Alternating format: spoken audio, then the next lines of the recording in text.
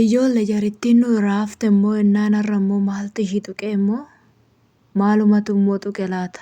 Guyyaa lamaan tokko galata Waaqayyoo gurri keenya nagaa nu argateera. Dirrisiifni nurraa hafeera.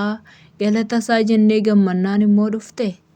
Nagaa Waaqayyoo isiniif haa baay'atu. Hordoftoota chaanaalii koo hunduma keessan ashama harka fuune akkam jirtu nagaa keessanii. Uummata Oromoo kan taatan Amaaras kan taatan afaan Amaariffaan beeku maalan godharee. Innaa hundumti keessanuu baga jiraattan isiniin jedha. Eegamtanii yeroo kana keessa warri Beeruutiin keessa jirtan. Jirtu miti ijoo lubbuun siin jirti ma jiraanna dhugaa Waaqayyoo madamdabannee jiraan. Qo'anan jedhu nurraa hafan hin jenne eessaan dhufan immoo. Waynee rabbumaan na baasi ijoollee. Anichaan irraa fagoodha garuu beektu naasuu waan nama godhu kaa. Madaamitiyyuu lafaa ol utaalte dhugaa fi rafaa jirti. Ani garuu haalan na jira. Haalan dhaabadheetoo jira jechaadha karaa maskootii. Uggaasan gadi lakkisa wayneen rifadhe dhugaa rabbiiti. Rifadheen ol deebicoo tokko bichaatu keessa na barreesse. Ishiin itti dhiyoo jirti isiniin jedha. Rabbi nagaa buusa obboloota kiyyaa. Baqqaa nurraa hafanii jiru nagaa arganne guyyaa lamaan kana jennee yaanne amma immoo akkanadha maali laata dhugaa rabbiiti. Ani waan hin jedhu isaatu wallaalee obboloota kiyyaa. Waan hundumaaf adaraa keessan kadhatuma godhadhaa du'aa keessan godhadhaa. Ani dheengedda gara barii isa dheengedda gara barii tokkos gaafa barii dhufan eenyuudhaan tokko rifaatuu isaatiin hirriiba irraa rifadhee sa'aatii ja'a jechaadha sa'aatii ja'a akka Beeruutitti. Mataa koona dhukkubee dhugaa rabbiiti innan akkasiin jiru jechaadha. Ani biyya ormaa keessattuu maanan godhe yaa rabbiin jedha. Maaliyyuudhaan ga'u ani amma borummoo achiin deemna akkatti nafuun qabu madaamichi biraayii. Lafa saniin deema jechaadha. Inni nagaadhaan nu baase nagaan nu agarsiisu obboloota kiyyaa. Afaniiru maan jedhanii nagaan bu'eera jennaan immoo dhufanii bum. Nurraa sinaa dha'u rabbiin nama miti namni aadaa maaltu nurraa dha'uu danda'a miti. Namni nagaan abuu nagaan haa ta'udha namaa hin dhaga'ani garuu mi'a numti rabbumti ka'eetuma nurraa qabu siniin jedha obboloota kiyyaa. Obboloota naannoo sana jirtan yeroo dhaamsanan isinii qabu maal seetan. Maskootii minaabina banaa ishee maskootii banaati ta'a siniin jedha fakkeenya yeroo isaan tuskee akkasii tokko san. Maskootii jala yoo teessa sinirratti banuu danda'a jechaadha. Sinirratti kufuu danda'a waan ta'eef banaati teechisaa siniin jedha. Kiyya giiftiin tiyyaa ugaattu tokko hirriiba irraa utaaltee waa irratteetti. Achumarraan hin sodaattiseete barra hin sodaatin nyaata lakkii maala sodaadhaan jedheen. Sodaatin jennaan maal hin sodaadhaan jedheen baay'ee sodaadhes maalan godhare. Kan lubbuu waan uume waaqa baasa namaa miti. Kanuma wanti naa galuu qabu.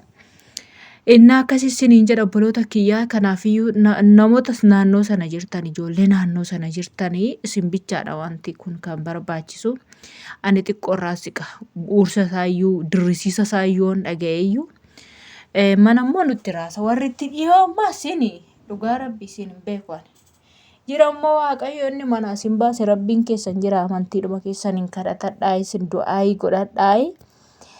Malee haalli isaa ulfaatadha beektu waggaa akkasittiin darbatan kana jechaadha ijoollee tokkorra dhanyoochuu danda'a. Ammaatti garuu dhugaa rabbiiti waan jiru keessaa jechaadha.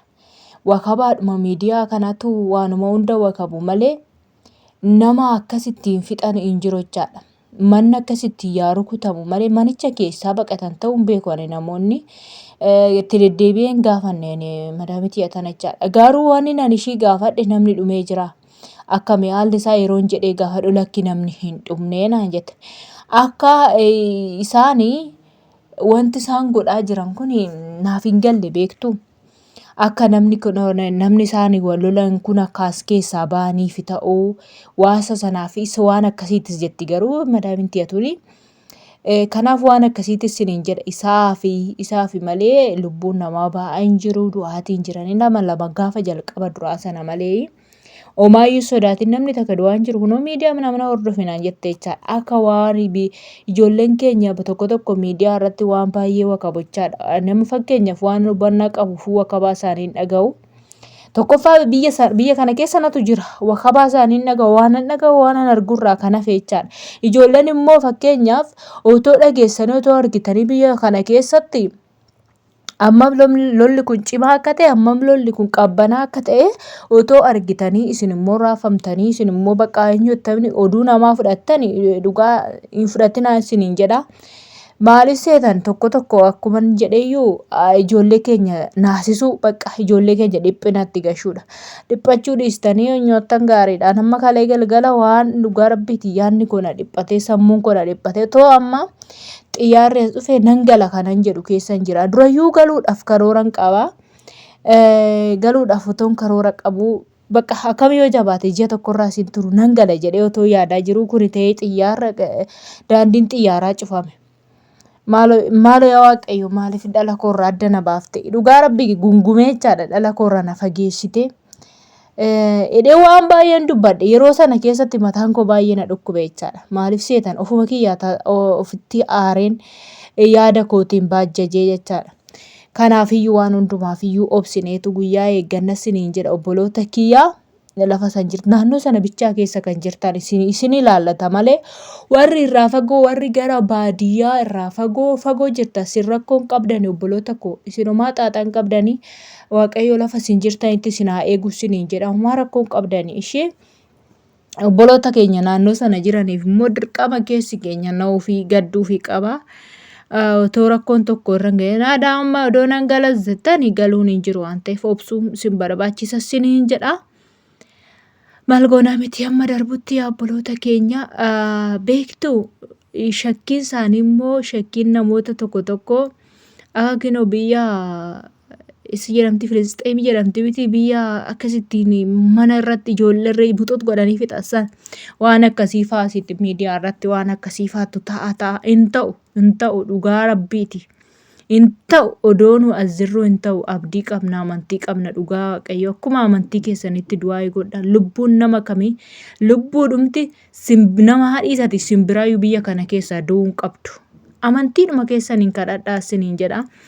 Bakka nuyi jirrutti dhugaa Waaqayyo waaquma isatti amanne kanatti odoo boonyu lubbuun nama takkaa hin baatu jechaadha. Isinis akkuma amantii keessanitti du'aa godhadhaa akka homaan taane isiniin jedha. Kanaaf sodaan qabnu isiniin jedha obboloota kiyyaa omaafuu sodaatinaa yaadda'inaa inni dhiphatinaa waan na dhaggeeffattaniif hedduu takka galatoomaa adaraa rabbii lafa jirtanitti kadhadhaa. Akkuma amantii keessanitti warroonni kiristaana warroonni musliimaa hundumti keessanuu kadhadhaa isin oolcha inni isin amanattanii oolchadha isiniin jechuun barbaada. Laayik sheer godhaa warroonni har'a tokko jettanii mana koo dhuftan maamila koo ta'uu hin dagatinaa Waaqayyo lafa isin jirta itiksee gaarii isiniif haa ta'u.